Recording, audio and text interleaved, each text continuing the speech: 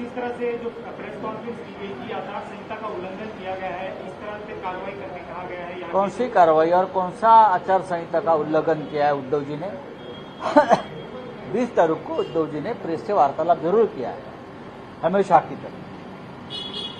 वो कोई प्रचार का मुद्दा नहीं था कि कैसा चुनाव प्रचार रहा, क्या करना है, क्या नहीं। पत्रकार आए थे, बातचीत की।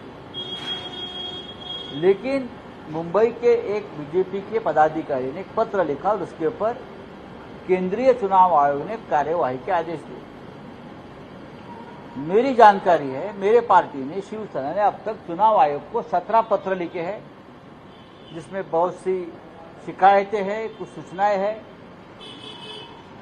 अब तक उसका कोई जवाब हमें आया नहीं। अमित शाह रामलल्ला का दर्शन फ्री में देंगे, बीजेपी को वोट दो, इस तरह से खुला प्रचार करते हैं। इस बारे में हमने पत्र लिखा, उनके ऊपर कोई कार्रवाई नहीं। नरेंद्र मोदी जी बनारस से सीधे जाते हैं केदारनाथ और वहां क्या ध्यान करते हैं, सुबह से 10 कैमरे 15 कैमरे लगा के सब एंगल से, और पूरे टीवी पर 24 घंटा प्रचार चल रहा है। क्या चुनाव आयोग को दिखता नहीं? क्या चुनाव आयोग भी ध्यान को बैठा है आंख बंद करके मोदी जी के साथ? तो मैंने पहले भी कहा है, हमने पहले भी कहा है, भारतीय जनता पार्टी की एक्सटेंडेड ब्रांच, एक शाखा है चुनाव आयोग। कल ये सब शाखाएं बर्खास्त हो जाएगी 4 बजे। क्या स्वागत करें सर, क्या स्वागत करें आपने जिस मराठी में कहा? हाँ करिए, कार्रवाई करनी है करिए, हम स्वागत करते हैं। एक सवाल और सर, ग्लोबल सिविल फोरम नाम की जो संस्थाएं हैं, उन्होंने पीएम मोदी को लेकर टिप्पणी की है कि पूरे इलेक्शन के दौरान उन्होंने हेट स्पीच की, खासतौर पर मुस्लिमों के खिलाफ। इस पर क्या कल बात करूंगा मैं उनसे। अभी ये मुद्दा जयराम रमेश जी ने आरोप लगाया है कि 150 से लेकर 100 कलेक्टर डीएमएम से अमित शाह ने बात करी है, बकायदा पूरा। उसमें से 12 कलेक्टर महाराष्ट्र के। मैंने आज सुबह उन पर बात की है इस विषय पे, ये बहुत गंभीर बात है। तो चुनाव आयोग हमसे उस बारे में एविडेंस मांग रही है कि गृह मंत्री ने डीएम और कलेक्टर से बात कैसे बात की, कब बात की, उसका एविडेंस हमसे मांग रही है। एविडेंस। जयराम रमेश एक जिम्मेदार नेता है, सांसद है। जब उनकी जैसी व्यक्ति कोई बात करती है तो जिम्मेदारी से बात करती है, जानकारी के साथ बात करती है। लेकिन अब एविडेंस कौन मांग रहा है? चुनाव आयोग। अमित शाह ने जो फोन केला आहे ते कलेक्टरना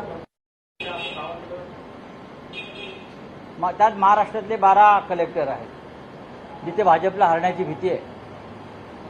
ज्या जिल्ह्यामध्ये भारतीय जनता पक्षाला हरण्याची भीती आहे किंवा जे काठावर किंवा घासून ज्याला निवडणुका होतील 2-5 हजार 20,000, त्या ठिकाणी गृह मंत्रालयाकडून फोन गेलेले आहेत।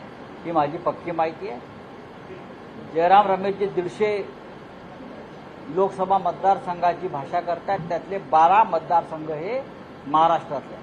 राहुल साहब, एक सवाल ये है कि बयान आया है कि विपक्ष यानी कि इंडिया गठबंधन एक टूल किट बनाकर प्रोपेगेंडा फैला रहा है इलेक्शन कमीशन को लेकर, काउंटिंग को लेकर, या बीजेपी की हार।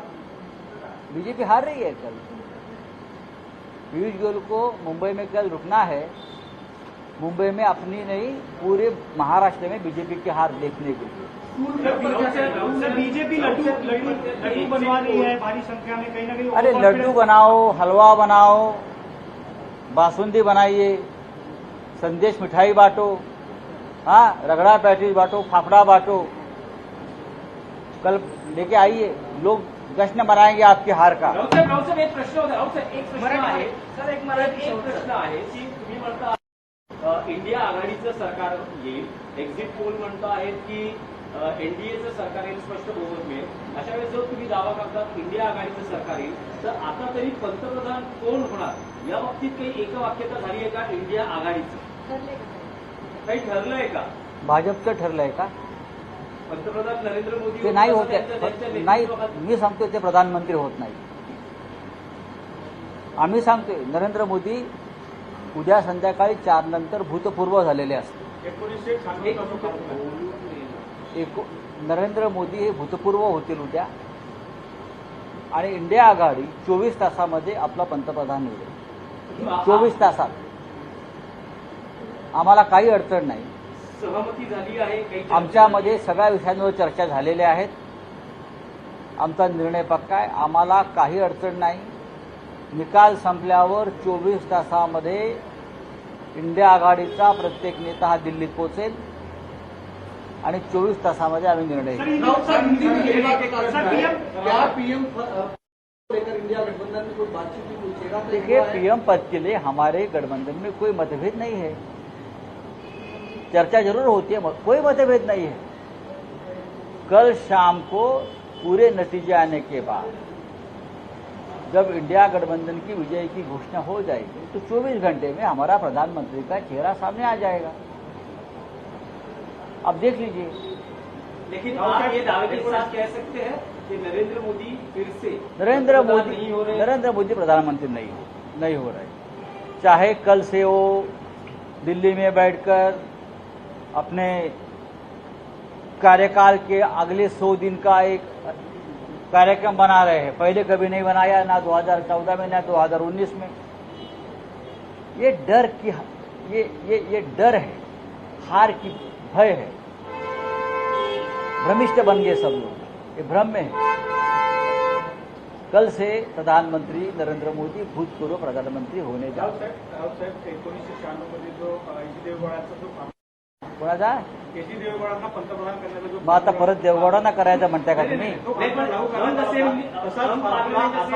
की पूर्ण एनडीए किंवा इंडिया आघाडीला इंडिया आघाडी सरकार देशाला 5 वर्ष स्थिर सरकार आणि स्थिर पंतप्रधान देईल आणि पंतप्रधान एकच असेल.